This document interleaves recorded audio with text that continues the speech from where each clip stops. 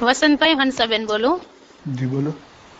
હવે અમારે એક્રોસિટી થઈ હતી અને આ લોકો છે ને જે બેન સાહેબ આ લોકો ખોટી રીતે પોલીસ લોકો હેરાન કરે છે મને. બેન ક્યાંથી એટ્રોસિટી થઈ હતી?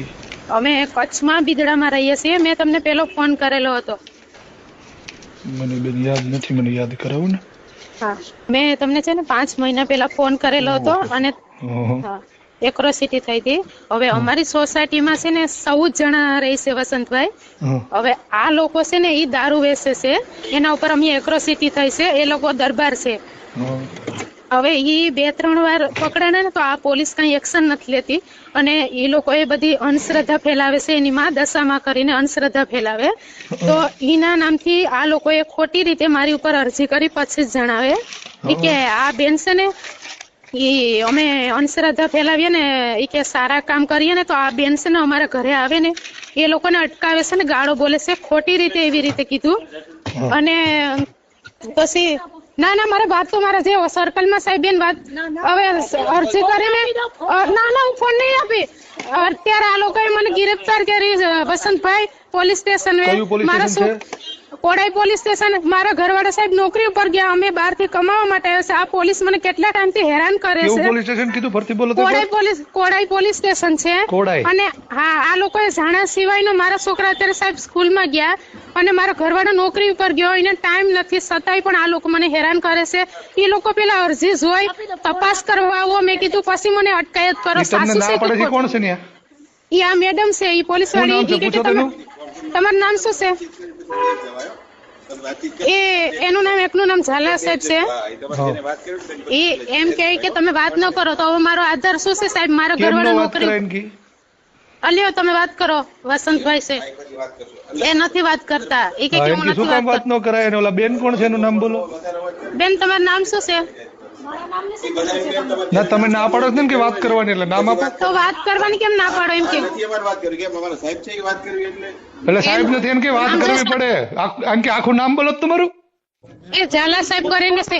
અરે પણ મારા ઘરવાળાને ફોન આવે. મારું બીજું પ્રૂફ શું તો બેન? તમે મને અટકાયત કરો. મારા છોકરા અત્યારે સ્કૂલમાં છે. મારા ઘરવાળા નોકરી ઉપર ગયા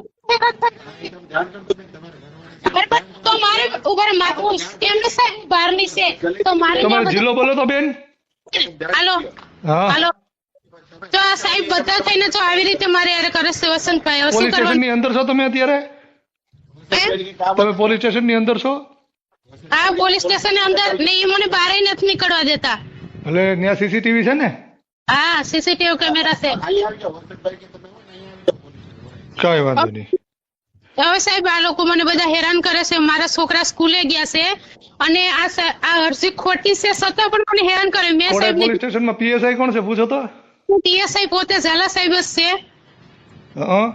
હા એ છે. જિલ્લો બોલો તો. તાલુકો જિલ્લો? જિલ્લો માંડવી. કોડાઈ પોલીસ સ્ટેશન લાગ્યા અને માંડવી બરાબર. અને મારા આ લોકો ખોટી રીતે મને હેરાન કરે. હજી લોકો મારે મોબાઈલ આંચકે કોણ તમારી પાસેથી? હે મોબાઈલ આંચકવાના પ્રયત્નો કોણ કરે છે? આ બેન આંચકે છે મારા પાસેથી ફોન. બેન નેમ પ્લેટ નથી ન્યા? ના એ કે તમારે જેને બોલાવી લો. મેં કીધું કે તમે ફોન આંચકો તો મારો બીજો આધાર હું? મારો ઘરવાળો નોકરી ઉપર ગયો. મારા છોકરા ભણવા ગયા. મને ખાલી નિવેદન માટે બોલાવી વસંતભાઈ ને આ લોકો મને હેરાન કરે છે. બરાબર છે. હવે મારે શું કરવું? હવે અમારા બધા પરિવાર વસંતભાઈ અહીંયા બારે છે સોમનાથમાં. અમે એકલા 2 જણા રહીએ.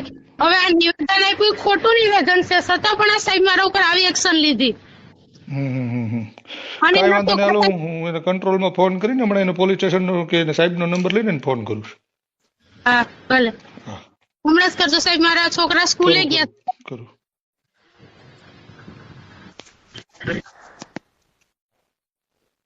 હાલો હેલો. કોડાઈ પોલીસ સ્ટેશન થી બોલો છો ઝાલા સાહેબ? હાજી ઝાલા સાહેબ વસંત ચાવડા બોલું છું અમરેલી થી. ક્યાંથી બોલો છો? અમરેલી થી. અમરેલી થી? હા હાજી બોલો. હવે ઓલા હંસાબેન ને તમે ત્યાં કઈક બેસાડી રાખ્યા છે. એમનો બપોરે મને ફોન હતો. તમે એને ફોન માંથી વાત નતા કરવા દેતા એવું કઈક હતું. શું છે એ મેટર? એમ એમના વિરુદ્ધ અરજી આપેલી છે બધા, એના અનુસંધાન એમના અટકાયતી પગલા માટે આપણે એના અટકાયતી પગલા લીધા હતા. ઈ મારી સાથે ટેલિફોનિક ચર્ચા કરતા હતા ત્યારે તમે લોકો બરાબર. એને ફોનમાં વાત કરવા નતા દેતા. ઓલા બેંકોક પોલીસ વાળા હતા ઈ પણ એને ના પાડતા હતા. એટલે એવું બધું શા માટે એમ? એમને ઈ બેન તો આવી જોર જોરથી પોલીસ સ્ટેશનમાં પહેલા રાયડું પાડે તો પછી ક્યારના અમારે બીજું કામ હોય કે ન હોય અમારે? એટલે તમારે તો બધા કામ હોય જ સાહેબ, પણ ધમકાવે એમ નહીં, તમારું નામ લે ધમકાવે કે લ્યો અમારા ફલાણા ભાઈ વસંતભાઈ હારે વાત કરો ને આ મારો વાત હા ને કરો, તમે અમારા એટલે તમે વાત કરો ને. આ તો આગેવાનારે વાત કરવી પડે સાહેબ. તો અમારે અમને તમે અમારા થોડા સાહેબ છો, અમારે તમને એમ નહીં કહેવાનું નહીં, કે તમે એના તમારે માટે અમે સાહેબ તમારા અમે તમારા સાહેબ જ છીએ સાહેબ.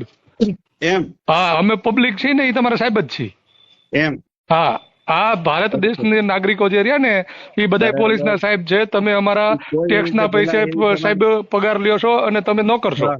બરાબર. એટલે બીજી વાત તમને એ કહી કે તમારે વાત કરવી જ પડે. તમે વસંતભાઈ, તમે ઈ તમે ફોનમાં જો, એવું કહેતા હતા એ બેનને તમે કે હું એની હારે પહેલા વાત ન કરું એમ. પેલા તમે વાત સાંભળો. પહેલી વાત તો ઈ છે કે ઈ હા. બેનને અમે જે કાયદેસર કાર્ય માટે અહીંયા લાવ્યા છીએ ને, ઈ બેને જે એના માટે ફરિયાદ અમે કરી છે એમને- સાહેબ એના એમના- અનુસંધાને તમે એમના શું ઘરે કર્યું છે?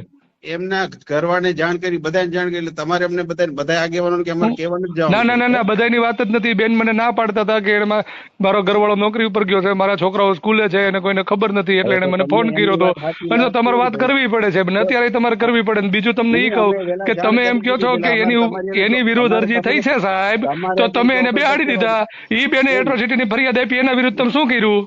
મારે તમારે વિરુદ્ધ મારે કઈ ચોખવટ નથી કરવાની પેલા. કેમ હો, ચોખવટ મારી નથી બેન કરવાની હારે સાહેબ? છે, હો. તમે હે? કે મારા સાહેબ નથી. અરે સાહેબ છું હું તમે તમારો. ભાઈ સાહેબ છો જ નહીં બિલકુલ મારા. બરાબર. આમ નોકર છો તમે મારા. વાત નહીં કરવાની મારી હારે, બરોબર? હું નોકર છો તમે અમારા. ભાઈ ન કરું તું હમણાં કઈક મારે કેવું પડશે. હા તો બોલી જાઓ તે વડે તો બોલી જાઓ. કેવું પડશે એટલે અમારા કેવું ટેક્સના પડશે રૂપિયાથી એટલે? તમે પગાર લ્યો છો. તમે પાછા એમ કહો કે કેવું પડે એટલે તમારા મનમાં સમજો છો તમે? પગાર દે ભાઈ તું. એટલે હા, હું મારા ટેક્સમાંથી પૈસા દઉં છું, તને જ દઉં છું. કેમ તું કરા કરસ તું? લે ભાઈ હે? તને કોને કીધું તને મારા નંબરમાં તને વાત કરવાની કીધું? અરે એમ ભાઈ, તારે અમારો જવાબ personal દેવો number પડે છે, મને. તું બરોબર? પીઆઈ હોય તો તારા ઘરનો. અરે ભાઈ અમારો પર્સનલ નંબર છે. મને અરે personal હોય કે ગમે એવું હોય, તું પ્રકારે બરાબર. એટલે એન કેન પ્રકારે ખોટી એવી વાત જ નહીં કરવાની કે મારે કઈક કહેવાય જાય તો બોલી જા. તારે જે કહેવાનું થતું હોય ઈ. તું હા, પીઆઈ હોય તો એનો ભાઈ. મતલબ એવું ન સમજતો. ભાઈ, તું તો નોકર જે છો ને પણ હોય. રહેવાનો જ છો. જ્યાં જે સુધી પણ નોકરી હોય. કરીશ ને ત્યાં સુધી તું સમાજનો નોકર છો. તું જે હોય ભાઈ, બરાબર. તું જે એટલે જે હોય. કાયદેસર થતી હોય એ જ કરવાની, બીજી નહીં કરવાની ભાઈ. એ જ કરશું ભાઈ, બરોબર? અમારે એ બેનની ફરિયાદના અનુસંધાને શું કર્યું? અમે બધું જે કરશું એને કેમ બેહાડી દીધા? સામે વાળાને બેસાડો. મારો સાહેબ નથી ભાઈ, તું મારો સાહેબ નથી. હું? જરાય. હા, વાત ન કરતો. તું નોકર જ છો.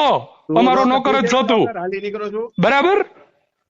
એટલે વાત તારે સભ્યતામાં જ કરવાની, તું કરે નહીં કરવાની. શું નામ છે ભાઈ? વસંતભાઈ વસંત ડાયાભાઈ ચાવડા.